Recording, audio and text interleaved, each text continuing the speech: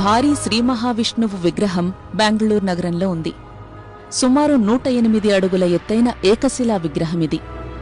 16 భుజాలు 11 తలలతో ఉన్న ఈ విరాట్ విశ్వరూప విగ్రహం ఎజీపురాలోని శ్రీ కోదండరామస్వామి దేవాలయ ప్రాంగణంలో ఏర్పాటు చేశారు.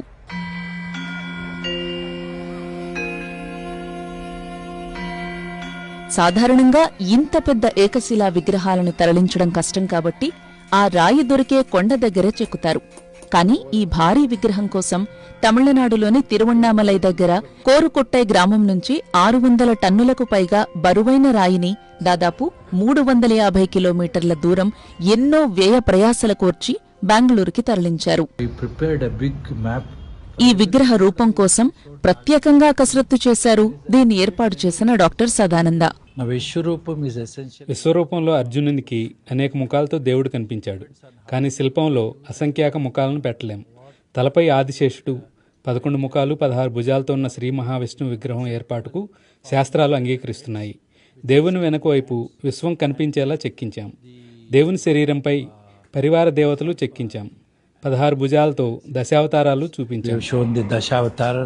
రాయిని గుర్తించి దాని తవ్వకానికి అనుమతులు తేవడం, భారీ యంత్రాలతో కదిలించడం, ప్రత్యేక ట్రక్లో చిన్న రోడ్లు పాత వంతెనలను దాటుకుంటూ తరలించడం, బెంగళూరులో శిల్పంగా చెక్కడం, మధ్యలో కోవిడ్, తరువాత క్రేన్లు కూడా లేపలేని ఆ శిల్పాన్ని యంత్రాలతో నిలబెట్టడం, దానికోసం భారీ ఫౌండేషన్ వేయడం, ఇదంతా జరగడానికి కొన్నేళ్లు పట్టింది. 2010లో ప్రాజెక్టు ప్రారంభించగా 2025 నాటికి పూర్తయింది.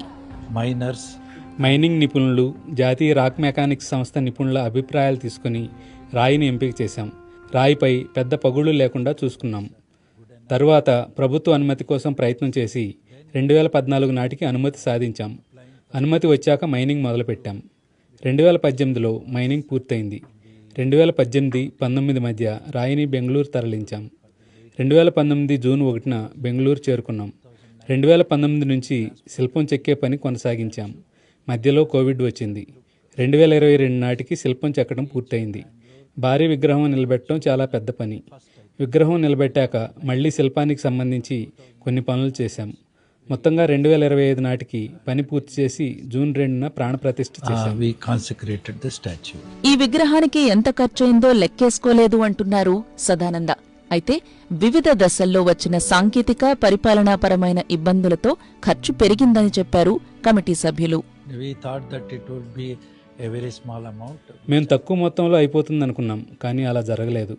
ప్రాజెక్టులోకి దిగే కొద్దీ అనేక ఇబ్బందులు ఎదురయ్యాయి. మైనింగ్, ట్రక్కు ఎంపిక, అందులోకి లోడింగ్, మళ్లీ వేరే ట్రాన్స్పోర్టర్ ఎంపిక 6 నెలలు పట్టింది. మళ్లీ రోడ్డు ఎంపిక ఇంకో 6 నెలలు పట్టింది. బహుశా రాయి, రవాణా, శిల్పం వరకు 8 కోట్ల వరకు అయి ఉండొచ్చు. ఇంకా ఇతర ఖర్చులు ఉన్నాయి. అందుకే నేను ఆ ఖర్చులు రాసుకోలేదు. నా సొంత డబ్బు వాడాను, అప్పు చేశాను, కొంత భూమి అమ్మాను. అలా రకరకాల మార్గాల్లో డబ్బు ఏర్పాటు చేశాను.